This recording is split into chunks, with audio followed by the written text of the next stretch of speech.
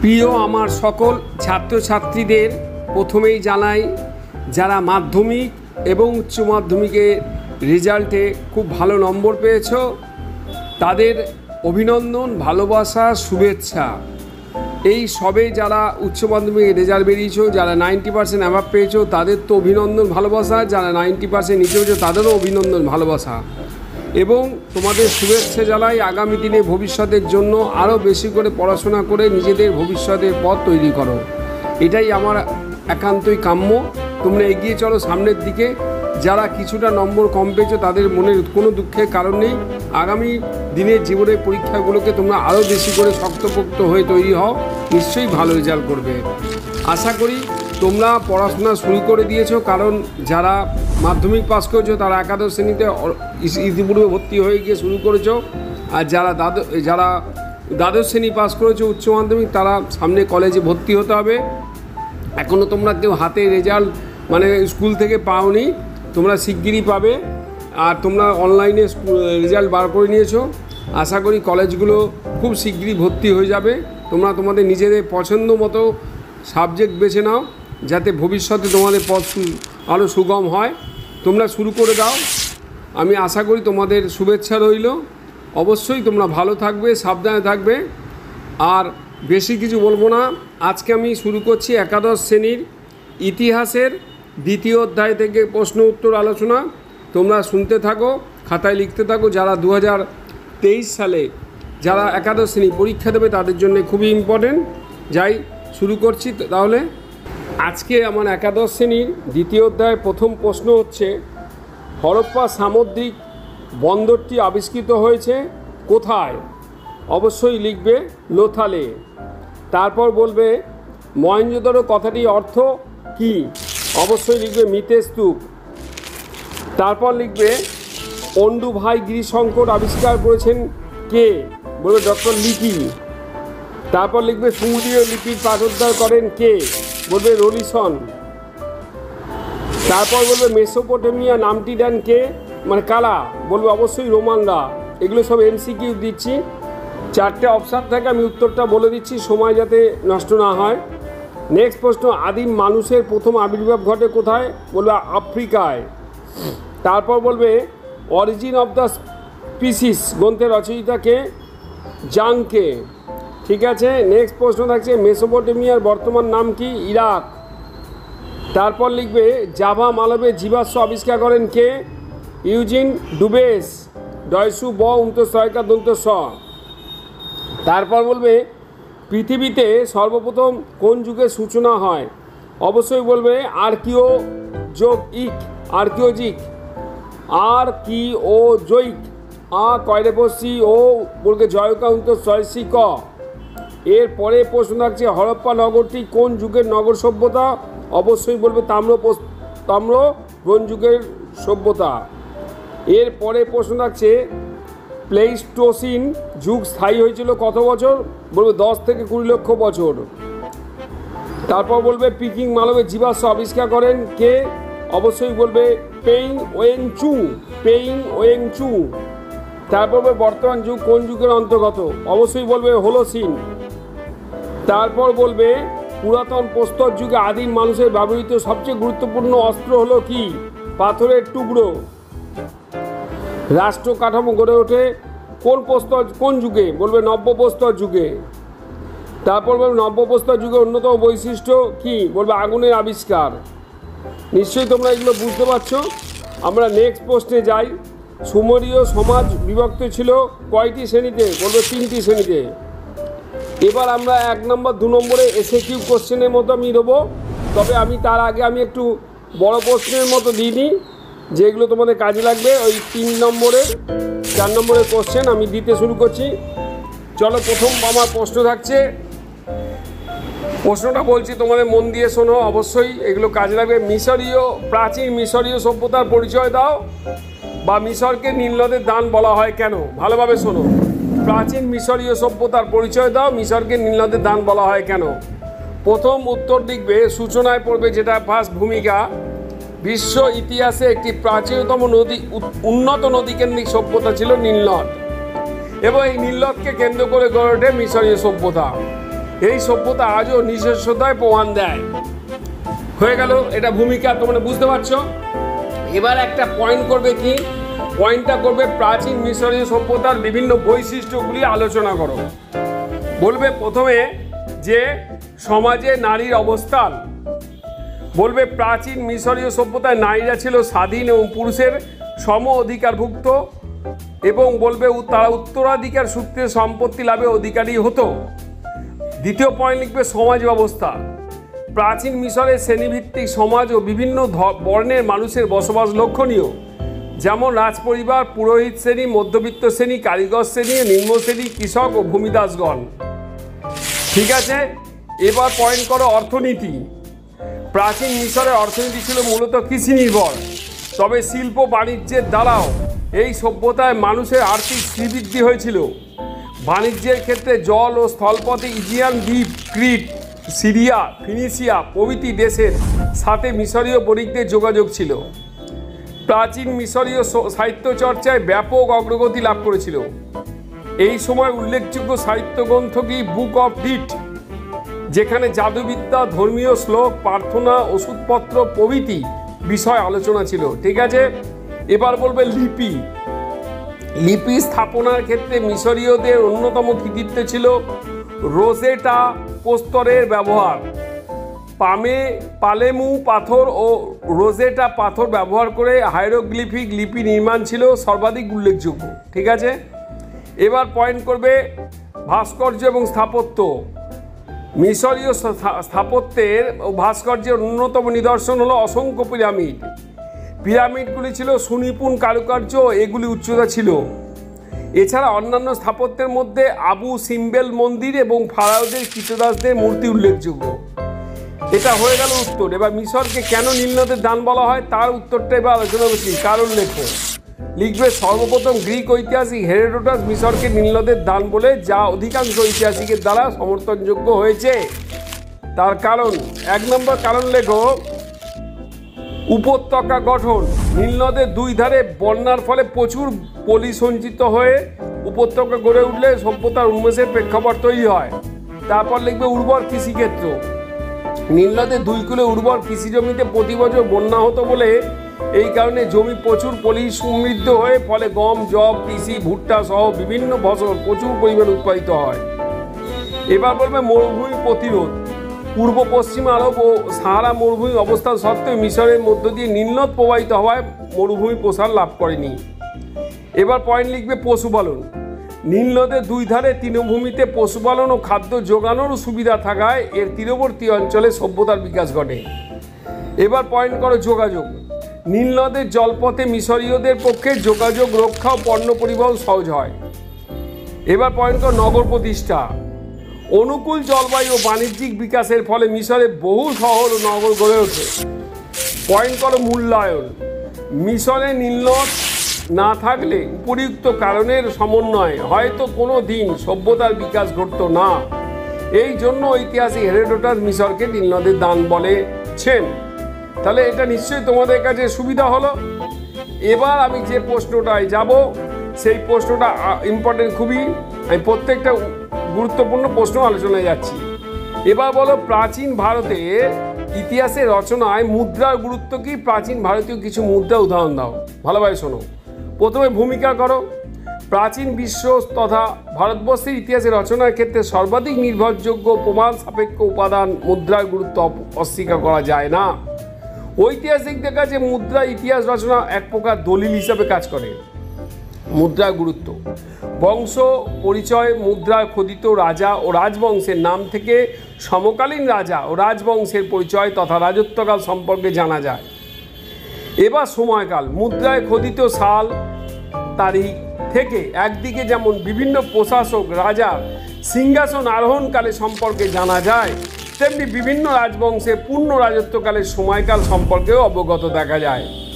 এবার পয়েন্ট লেখো রাজ্যসীমা। মুদ্রায় প্রাপ্তির স্থান থেকে বিভিন্ন রাজা ও রাজবংশের রাজ্যসীমা সম্পর্কে আভাস পাওয়া যায়। এবার লেখো ধর্মীয় বিশ্বাস। মুদ্রায় খোদিত বিভিন্ন মূর্তি তথা ধর্মীয় প্রতিকৃতি থেকে তৎকালীন মানুষের ধর্মীয় ভাবনার পরিচয় মেলে, যা প্রাচীন ইতিহাস রচনায় গুরুত্বপূর্ণ ভূমিকা পালন করে। এবার লেখো আর্থিক ভিত্তি।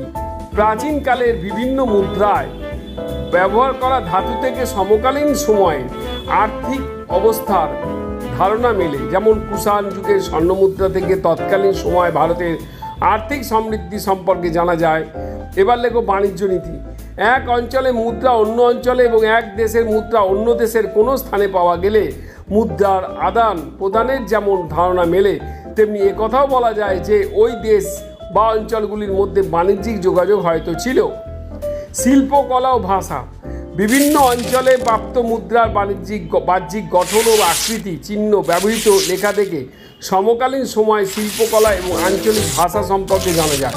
হলো প্রাচীন ভারতের বিভিন্ন মুদ্রা হলো কী কী? এবার পয়েন্ট করো। শক ও কুষাণদের মুদ্রা।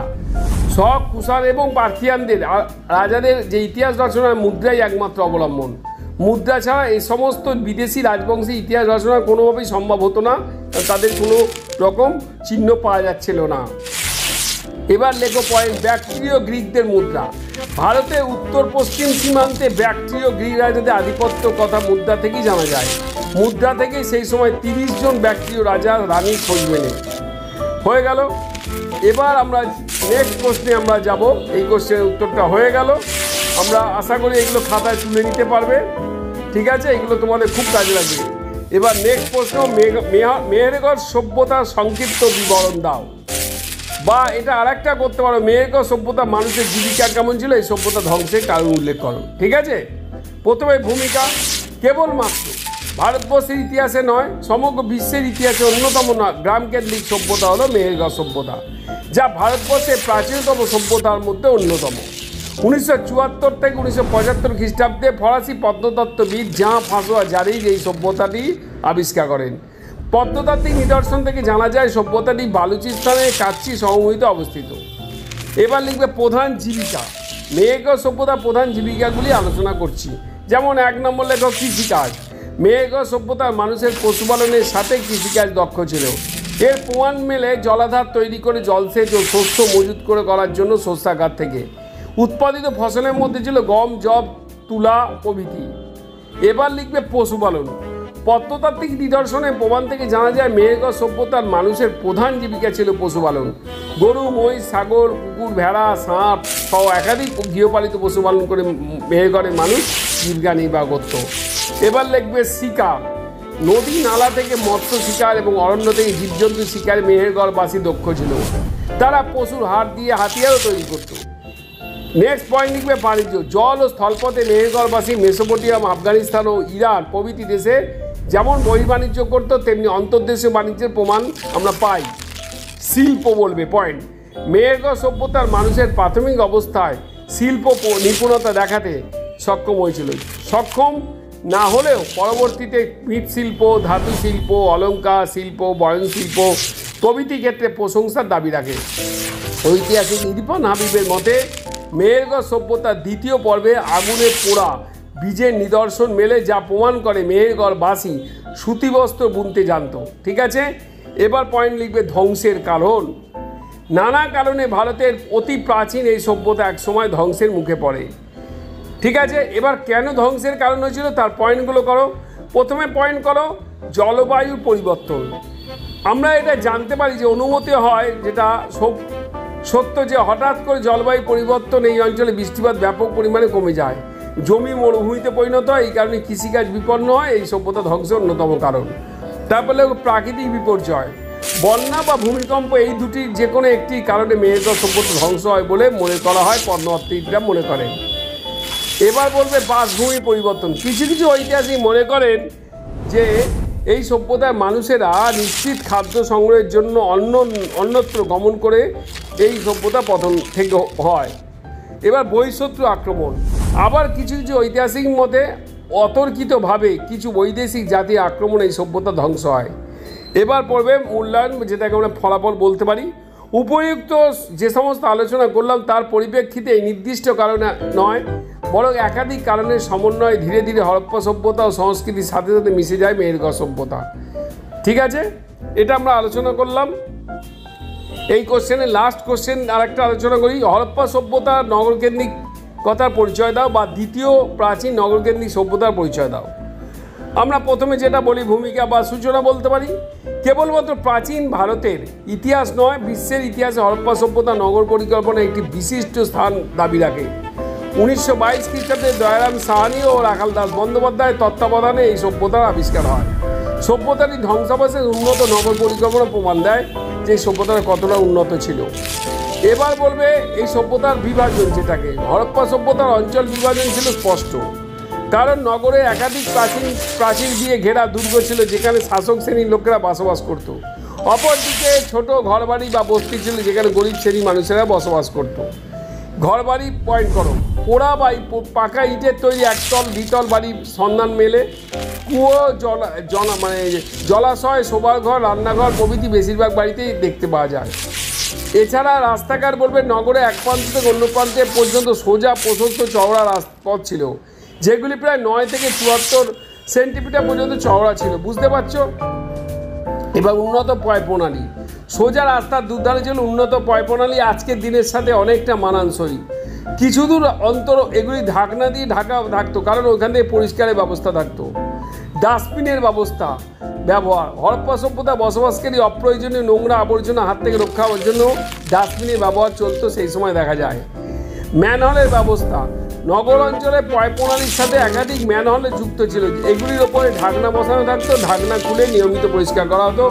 ঐতিহাসিক রামশরণ শর্মার মতে পৃথিবীর প্রাচীনতম অপর কোনো সভ্যতা এই ধরনের পরিচ্ছন্নতা নজির মেলেনি। রাস্তায় আলো, প্রত্নতত্ত্ববিদরা বলছেন, অনুমান করছেন হরপ্পা সভ্যতা মানুষের রাস্তার দুধারে আলোর ব্যবহার করেছিল।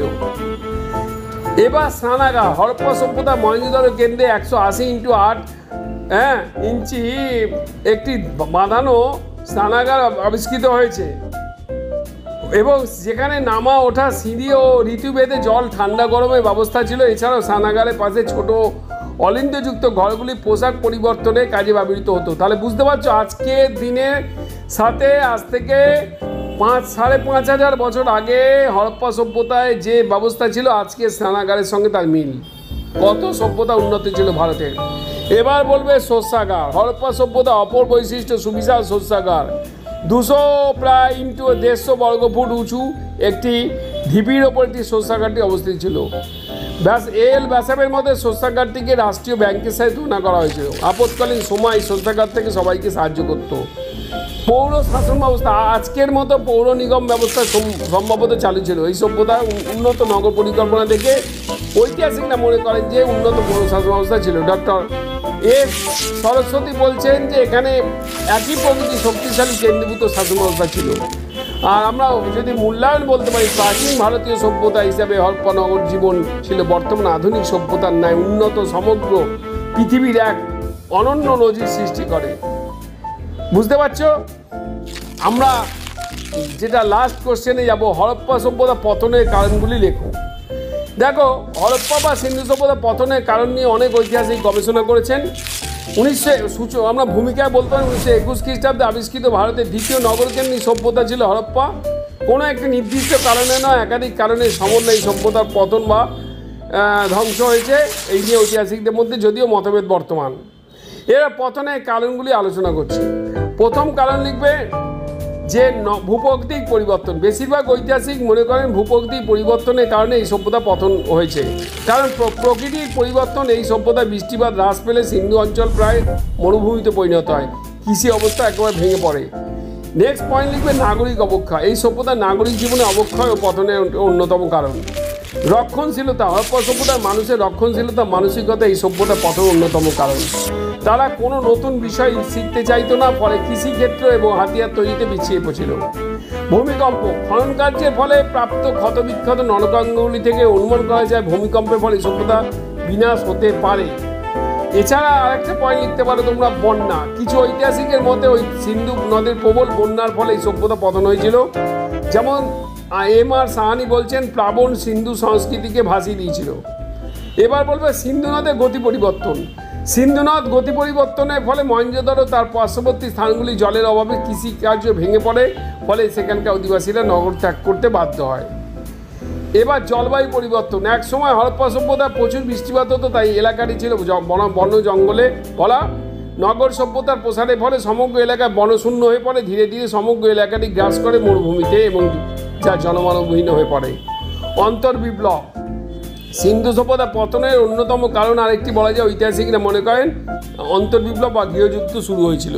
এবার আরেকটা পয়েন্ট লিখতে পারো শেষ, যেটা বলতে পারি আমরা বহিঃশত্রু আক্রমণ। দীর্ঘকাল ধরে বয়ে চলা এই সভ্যতার শেষ পর্বে আমরা বলতে পারি দুর্বল হয়ে পড়েছিল তখনকার শক্তিশালী আর্যদের আক্রমণ হয় বলে অনেকে মনে করেন। সিন্ধু সভ্যতার প্রাপ্ত নরকঙ্কালে গুলিতে ভারী অস্ত্রে আঘাতের চিহ্ন পাওয়া যায়, তাই অধিকাংশ ঐতিহাসিকরা আর্য জাতি আক্রমণকে হরপ্পা সভ্যতা ও পতনের অন্যতম কারণ মনে করেন। এবং উপসংহার বা মূল্যায়ন বলতে পারো যে উপযুক্ত আলোচনা থেকে স্পষ্ট এটা অনুমান করা যেতে পারে যে হরপ্পা সভ্যতা পতন ঘটেনি। অধুনা উপগ্রহের মাধ্যমে ভূত্বকের ছবি থেকে তোলা এই সভ্যতার বিলুপ্তির কারণ সম্পর্কে আমরা জানা যায় যে বহু কারণের জন্য এই সভ্যতা পতন ঘটেছে, এটা আমরা বলতে পারি। কারণ কোনো একটা দিনে বা কোনো বিশেষ কারণের জন্য এই সভ্যতা পতন ঘটেনি, অনেকগুলো কারণের সংমিশ্রণে এই সভ্যতা ধীরে ধীরে পতন হয়েছে। ঠিক আছে, আমি এই সভ্যতা আজকের মতো আমি দেয়া শেষ করছি। আবার আগামী দিনে দেবো একাদশ শ্রেণী এই চ্যাপ্টার থেকে আরও কোশ্চেন। তোমরা ভালোভাবে এগুলো পড়ো। যারা আমার এই চ্যানেলের সাথে এখনও যুক্ত হওনি অবশ্যই যুক্ত হয়ে যাও। যুক্ত হলে তাহলে অবশ্যই আমার আগের পরের নোটিফিকেশানগুলো পাবে, তাই অবশ্যই সাবস্ক্রাইব করতে ভুলবে না। এবং সাবস্ক্রাইব সঙ্গে সঙ্গে অল বটনটি টিপলে তোমরা আগের ও পরের নোটিফিকেশান পাবে, আমার ভিডিওগুলো পাবে, তাই তোমাদের পড়তে সুবিধা হবে। সবাই ভালো থাকবে, সুস্থ থাকবে।